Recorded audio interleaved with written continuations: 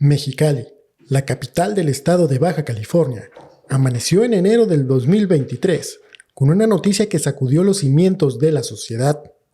Dariela Elizabeth Valdés Rocha, una joven de 25 años, con sueños y un futuro prometedor, fue asesinada en circunstancias que reflejan la violencia sistemática que enfrentan muchas mujeres en México. Su feminicidio no solo dejó una familia destrozada, sino que también evidenció las fallas en las instituciones encargadas de protegerla.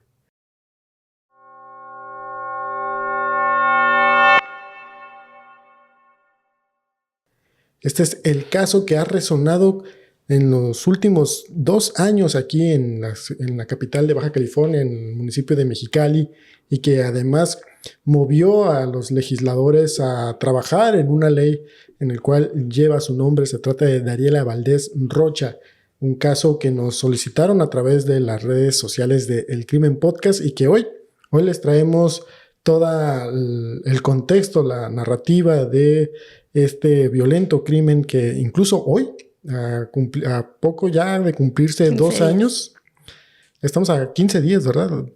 Ya de este aniversario luctuoso y que pues no lo debemos olvidar porque la justicia aún no ha llegado. Tere Mejía, qué gusto volver a verte. Miguel Galindo, igualmente. Sí, a 15 días, en 2025, se va a cumplir otro año más de pues este terrible feminicidio que aconteció aquí en Mexicali.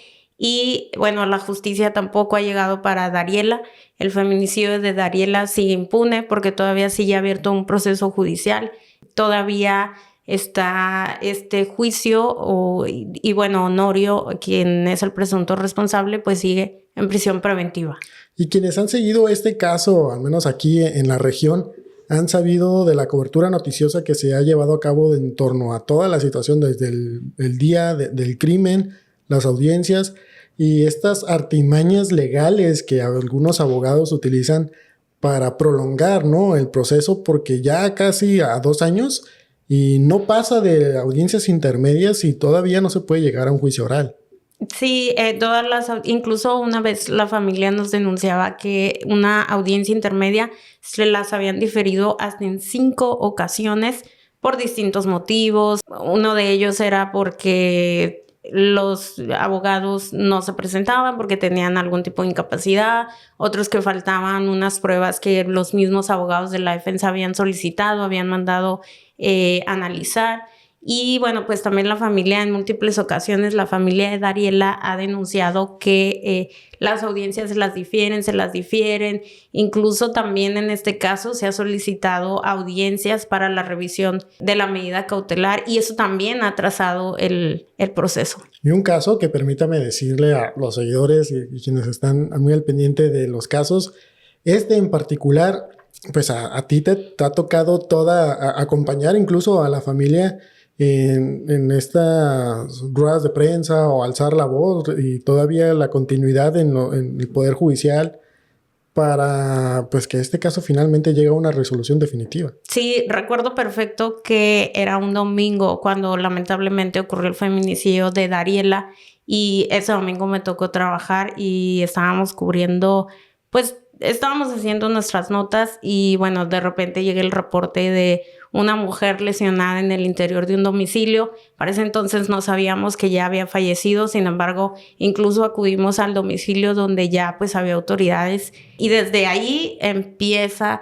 toda esta historia de Dariela que bueno, ha habido múltiples manifestaciones por parte de la familia, incluso ha movilizado autoridades con la ley Dariela, con una disculpa pública que también en su momento... Y que no ha llegado. La Comisión de Derechos Humanos pues emitió una recomendación para que se disculparan también por este feminicidio. Es un caso muy interesante que nos ha tocado seguir y pues aquí les vamos a narrar pues toda la historia, ¿no? Y también pues agradecer a las personas que nos han mandado algunos comentarios ahí a nuestras redes sociales, que a partir de ahí es que nos solicitan este caso y como teníamos ya la experiencia y parte de la información, pues decidimos abordarlo en esta ocasión.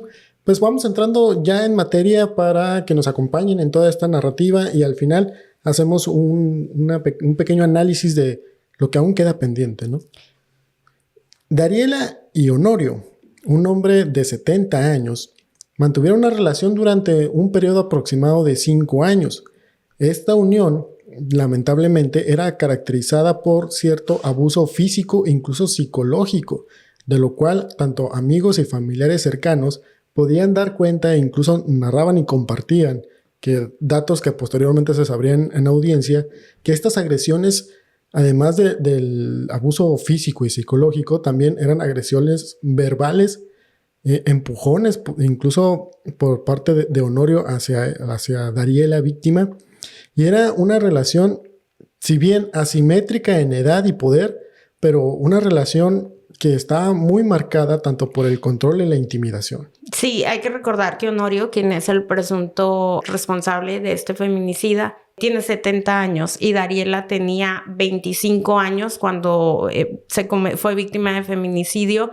Y aquí sí me gustaría hacer un paréntesis porque al igual que en los otros casos que te ha tocado narrar, Miguel, y que hemos narrado juntos también, incluso en las otras temporadas cuando estabas con Eric, pues todos los feminicidios lamentablemente tienen una característica que es violencia no solo física, sino también verbal y otro tipo de violencia. Y la violencia es progresiva, la violencia contra la mujer es progresiva y en todos los casos hemos visto que han derivado en un feminicidio.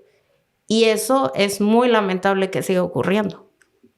A pesar de que aquí les hemos compartido casos de incluso de años atrás, casi una década atrás, donde vemos que sistemáticamente se repiten estos patrones.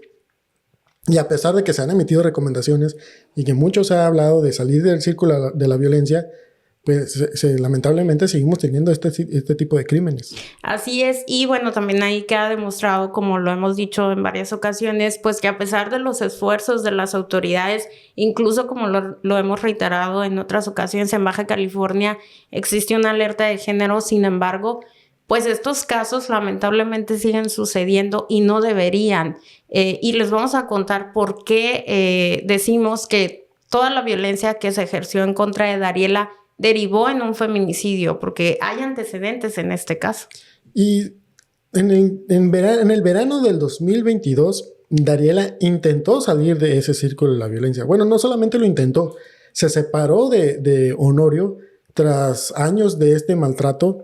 Fue entonces que ella decide separarse, lo cual debemos decir fue un acto de valentía, una nueva etapa para salir de esa violencia. Sí, porque es bien difícil y nos ha tocado, Miguel, a ti y a su servidora, nos ha tocado entrevistar a víctimas de violencia contra la mujer y es bien difícil para ellas romper este círculo de violencia. Y cuando lo hacen, deberían o deben de tener el acompañamiento de las autoridades. Sin embargo, pues a veces esos métodos o estas medidas de protección no son efectivas y lo hemos visto en muchos casos. Y este caso es prueba de ello. Así es. Recordarás que en ese verano, y lo digo recordarás porque fue parte de lo que se derivó en estas audiencias, que Honorio en el 2022, a pesar de que ya Dariela había tomado esta decisión, él no conforme con ello, él no acepta, no la deja vivir en paz. Honorio empieza a hostigarla, a amenazarla, a seguirla, a acosarla, tanto que en una ocasión mencionaron a tanto amigos y familiares que se deriva que incluso contrató a personas, estos agresores, para que acudieran al trabajo que ella tenía, esta conocida tienda departamental aquí en la ciudad, para amenazarla, atentar contra su vida, e incluso con el cinismo que amerita esta situación, decir que fueron enviados por parte de Honorio. Sí, así es. Y bueno, aquí es una parte importante que siempre les recordamos en todos los episodios. Estos podcasts que nosotros hacemos o estos episodios son basados en investigación periodística y parte de ello es entrevistarnos o entrevistar a las partes involucradas en estos casos y de acuerdo a lo que narraba la familia, ellos nos contaban esto que tú dices, Miguel. Ella trabajaba en una tienda departamental como empleada trabajadora y hasta ahí llegan estos sujetos y le confiesan que fue él quien los mandó, incluso iban armados. A partir de esta situación es que ella además del control de su vida, de separarse de esta relación, también va y acude a la Fiscalía General del Estado, como es lo que en reiteradas ocasiones nos dice la autoridad que es lo que debemos de hacer, el paso siguiente, ¿no? Ir a acudir, presentar una denuncia en contra de Honorio por las amenazas latentes de muerte, el acoso constante y las agresiones incluso todavía psicológicas de la cual era víctima. Esto para que se asentara en una carpeta de investigación y a su vez, bueno, solicitar las medidas necesarias, como bien lo mencionabas hace rato, solicitar las medidas de protección. Pero las medidas de protección, y esto es algo que por experiencia que a mí me tocó estar del otro lado, realmente no están diseñadas para brindar una verdadera protección. A veces solamente se giran con cierto recorrido diario o que el oficial a cargo de esa medida le llame por teléfono para saber si está bien. Creo que las medidas de protección, o las mal llamadas medidas de protección, se están quedando muy cortas para ello. Sí, es como, digo, no sé si está bien la comparación o no, pero es como una cierta bitácora que tiene que llegar al domicilio que la víctima proporcionó. Ah, sí, está bien, ok, fírmale aquí, nos vamos, nos retiramos. Sí hay rondines de vigilancia, pero creo que es lo mismo que hemos dicho, no quedan a deber estas medidas de protección. E incluso a estas agresiones que Dariela tenía, incluso cuando ya había terminado la relación, donde vivía Dariela en la colonia Granja Santa Cecilia, que es una colonia en la periferia de la ciudad de Mexicali, Baja California. Ahí vivía con su abuela, pero su abuela biológica, pero ella la miraba como una mamá. Y bueno, pues la señora nos decía que incluso iba y la buscaba hasta ese punto y pues obviamente o no estaba Dariela o se la negaban, incluso los amenazaba a ellos, de acuerdo a lo que nos decían la familia de Dariela. Con este antecedente nos trasladamos hasta el 15 de enero del año 2023, precisamente como bien nos mencionabas al principio. Dentro de 15 días ya se estarían cumpliendo 2 años de este atroz crimen. Fue precisamente cuando la tragedia se materializó. El cuerpo sin vida de Dariela fue localizado en una vivienda de la avenida Río San Fernando, en el fraccionamiento Paseos del Sol, aquí de la ciudad de Mexicali.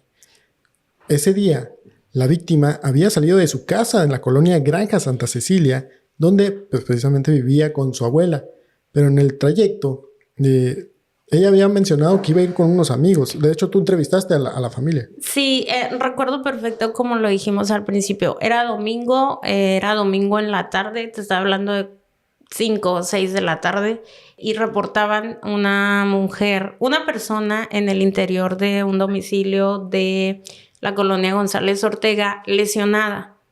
Para cuando los medios de comunicación llegamos, ya estaba acordonado el área y estaban ya las autoridades, policía municipal como primer respondiente. Y bueno, pues ahí es donde ya después confirman que había una mujer sin vida.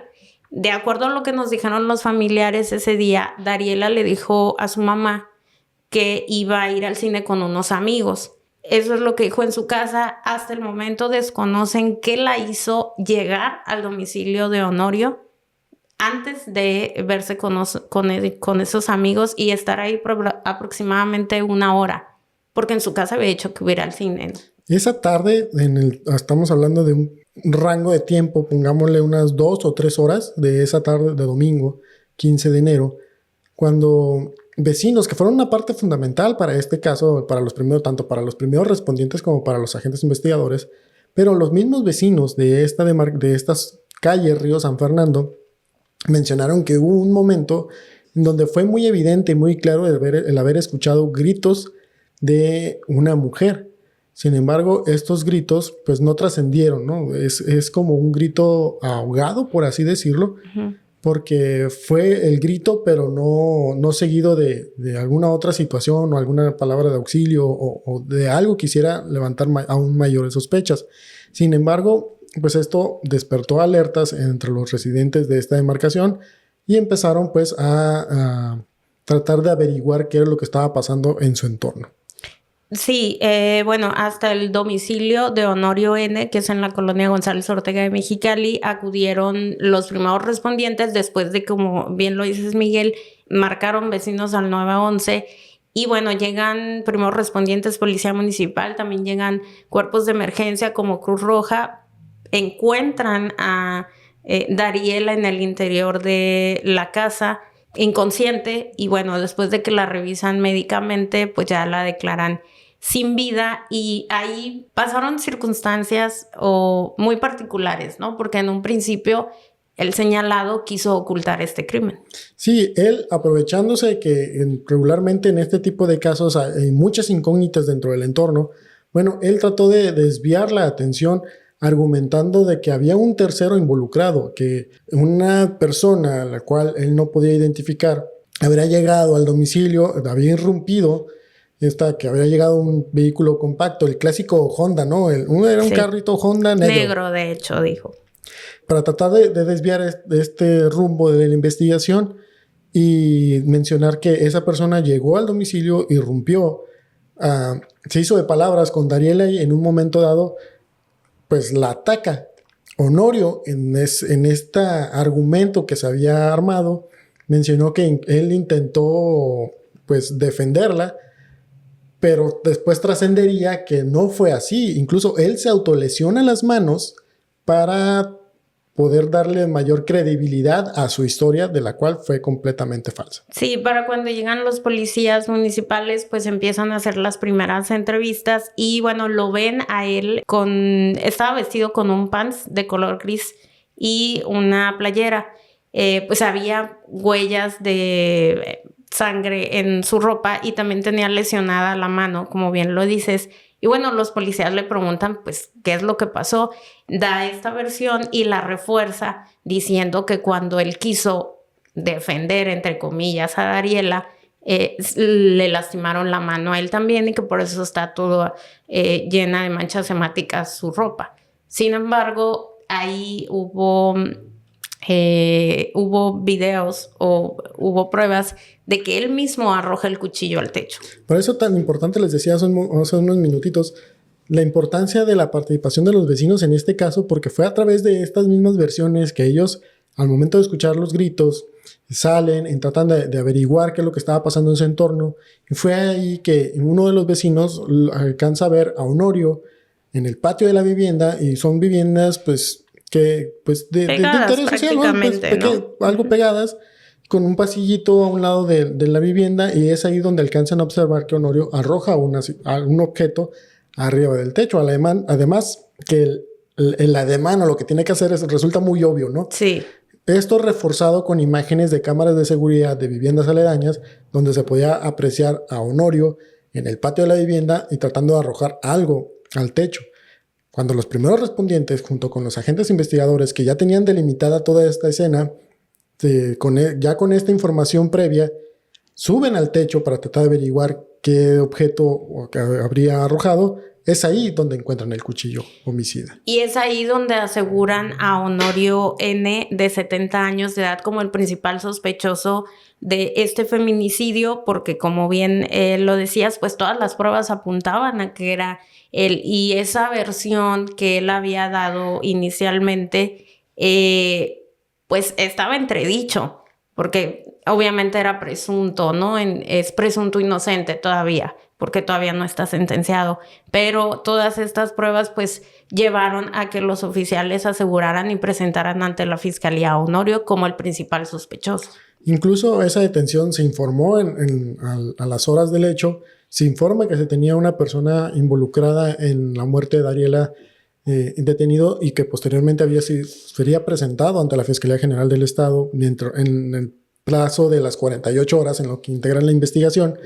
Pero en este lapso, en el trabajo periodístico que realizaron compañeros, y tú también, Tere, porque te vi ahí en las notas, fueron al servicio médico forense, donde los datos que ahí se revelan pues son evidencia del brutal ataque del cual fue víctima. Así es, el servicio médico forense, ahí fue enviado el cuerpo de Dariela, se le practica la necropsia y pues revela algo brutal, ¿no? El servicio médico forense confirma que son más de 30 lesiones las que tiene esta chica en su humanidad, lesiones causadas por objeto punzocortante y pues que la causa de muerte precisamente fueron todas estas lesiones que tenía Dariela.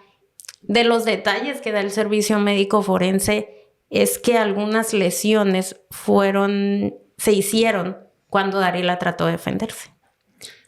Tras la detención de esta persona y una vez que ya se formula una imputación ante un juez de control y se le dicta prisión preventiva como medida cautelar que aún continúa, al día de hoy, en el momento en que están escuchando este podcast, Honorio aún se encuentra recluido en el Centro de Reinserción Social aquí en Mexicali.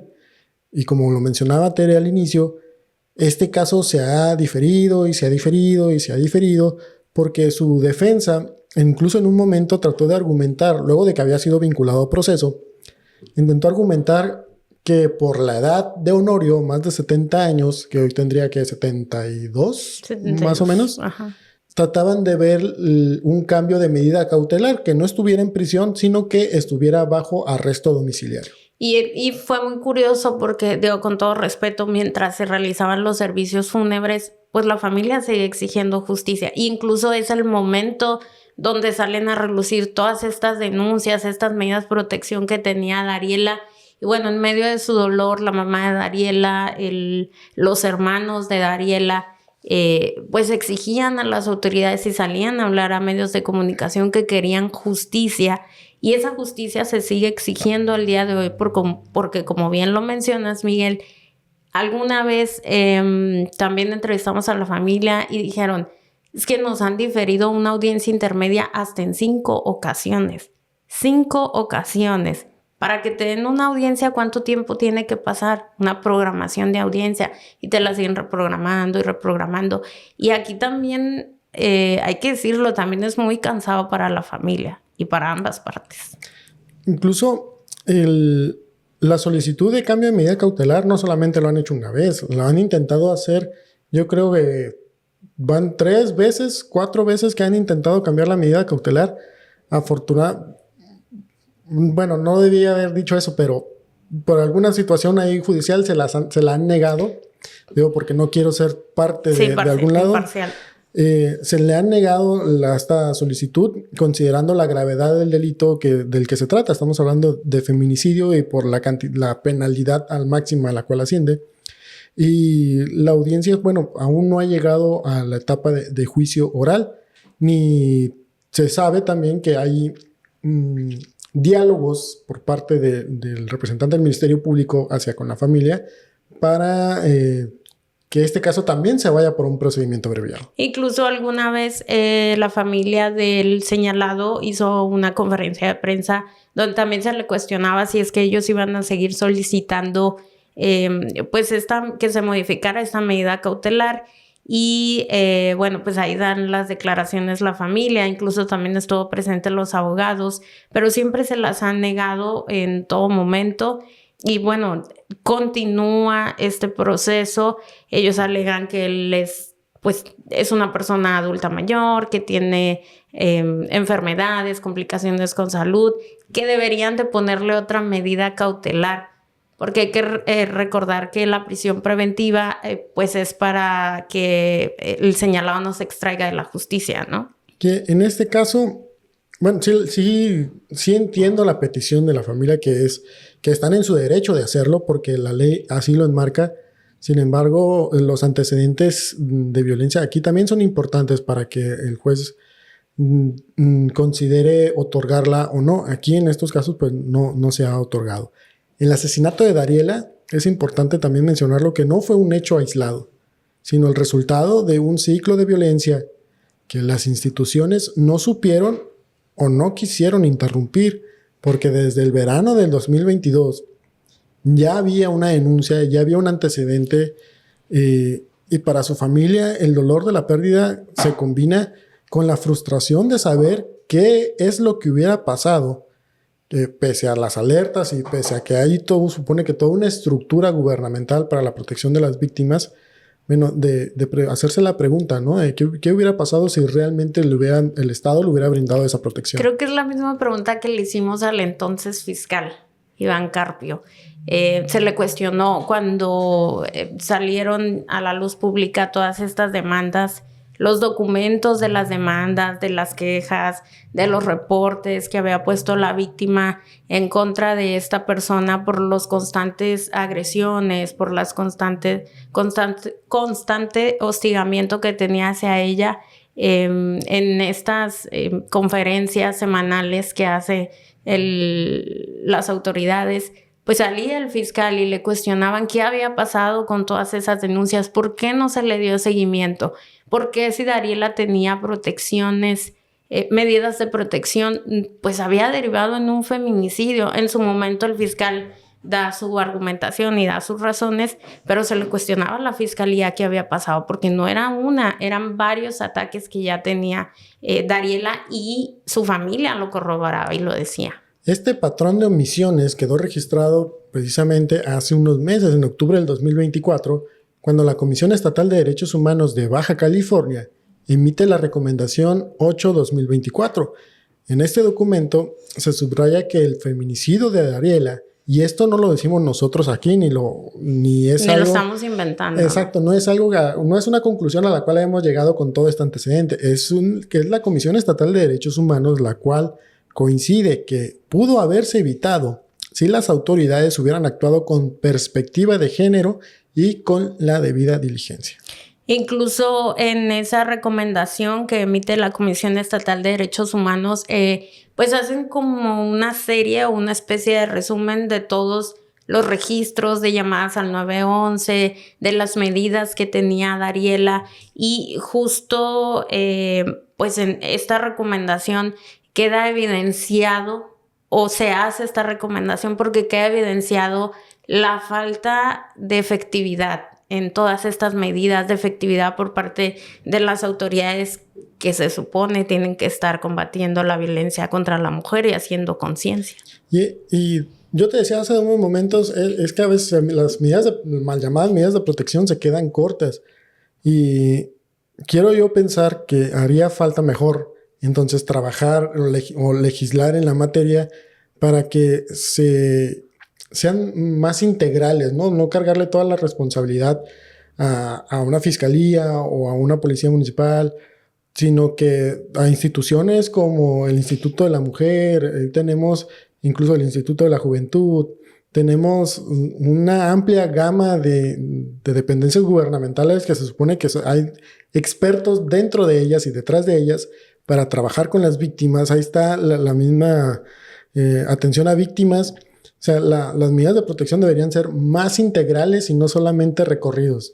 Que el otro día platicábamos con una integrante de un colectivo feminista de aquí de Mexicali y que nos decía, es que hay víctimas que ni siquiera saben que las medidas de protección se vencen. O sea, de ahí ya partimos mal, de que no les informan que una medida de protección tiene un vencimiento y que tienes, pues no sé si es correcto decir renovarla, pero tienes que ir a decir, a ver, ya se me venció, ¿qué vamos a hacer ahora? Entonces de ahí ya partimos mal. Y a veces, y muchas de ellas son medidas de protección nomás por una semana o 2 semanas o un mes. Y se venció. Y las víctimas creen que van a durar pues mucho más tiempo, ¿no? A casi 2 años de este lamentable feminicidio y tras esta recomendación que emite la Comisión Estatal de Derechos Humanos, dirigida específicamente tanto a la Fiscalía General del Estado como al Ayuntamiento de Mexicali, toda vez de que se reconoce que hubo negligencia institucional por parte de estas dos entes de gobierno, exigiéndoles una disculpa pública hacia la familia de Dariela, además de las otras medidas que se recomendaron de reparación del daño, implementar mecanismos para la atención de las víctimas de violencia de género, pero la parte de la disculpa pública, si bien en su momento a mí me tocó cuestionar a la actual alcaldesa Norma Bustamante de si iba a aceptar, se iba a disculpar, no solamente a hacerlo público ante medios. Y me refiero, porque en la clásica banquetera digan, no, sí, me disculpo, Y ya piensan que con eso ya cumplieron. Porque le preguntaste, si aprovechando me disculpo. No, así no va. Así no debe de ser y no creo que la familia acepte ese tipo de disculpas. Y yo le cuestionaba si se iba a reunir con la familia para socializar el tema de la disculpa.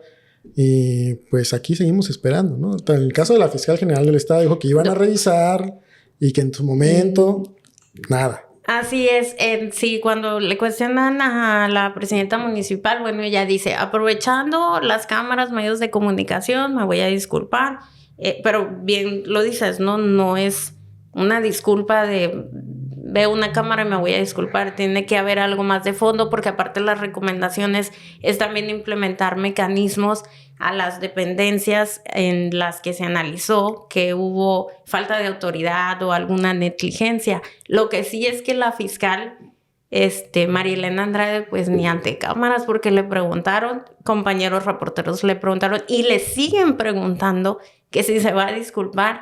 Y ella dice, sí, pero lo estamos analizando. Y sus respuestas son esas. Ni siquiera ante las cámaras. Les vamos a adelantar aquí a las personas que nos están viendo que en la próxima atención que tengamos a la fiscal del estado, se lo vamos a preguntar y les vamos a compartir su respuesta. Sí, en las últimas que le han hecho los compañeros es, ok, sí, lo estamos analizando.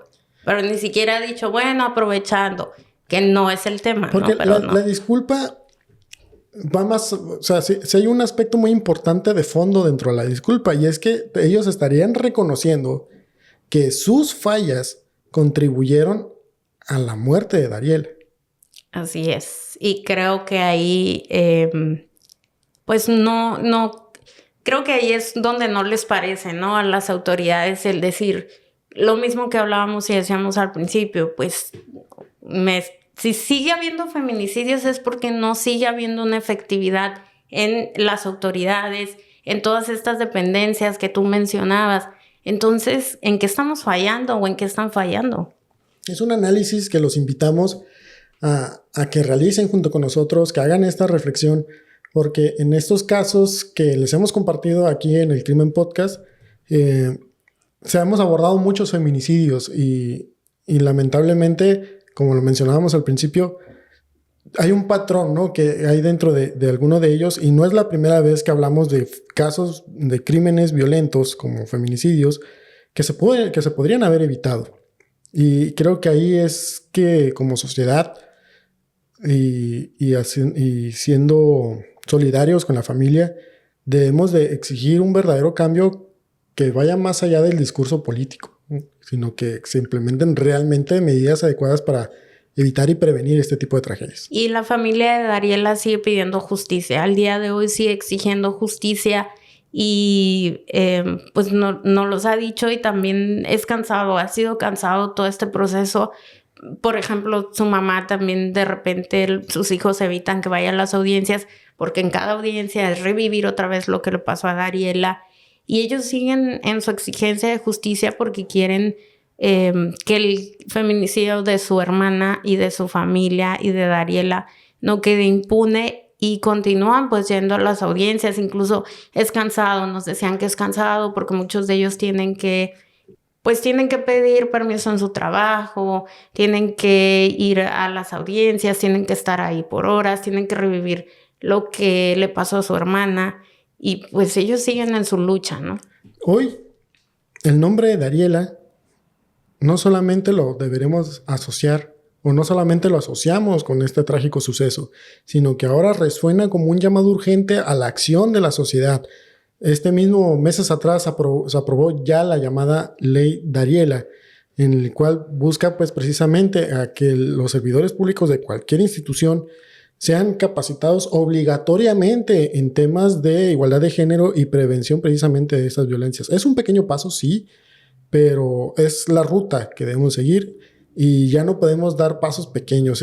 La violencia feminicida la tenemos aquí, la tenemos entre nosotros y hay que contenerla de una vez por todas. Así es. Y bueno, mientras tanto, pues nosotros seguiremos dando cobertura a este caso que, como les decíamos al principio, todavía no se termina el juicio de esta persona, aún no ha sido sentenciada. apenas está la etapa intermedia. La familia de Dariela sigue en la búsqueda de justicia para esta joven estudiante de Derecho que pues le fue arrebatada la vida brutalmente y pues continúa este proceso, ¿no? Se van a cumplir ya pues 2 años de lo que le sucedió. Muchas gracias por acompañarnos en este caso del Crimen Podcast. Recuerden que nos pueden seguir a través de las plataformas tanto en Facebook, en YouTube, Instagram, en TikTok, en Spotify, en Apple Podcast, creo que se llama todavía, y en múltiples plataformas para que nos ayuden a compartir y obviamente que este tipo de casos, de historias, la abonen al discurso público y que nos hagan un llamado a la acción. Y recordarles, como lo dijimos en este podcast, que pues todos estos datos que aquí hemos presentado, esta historia que les hemos compartido, pues es con datos de investigación periodística. Muchas gracias.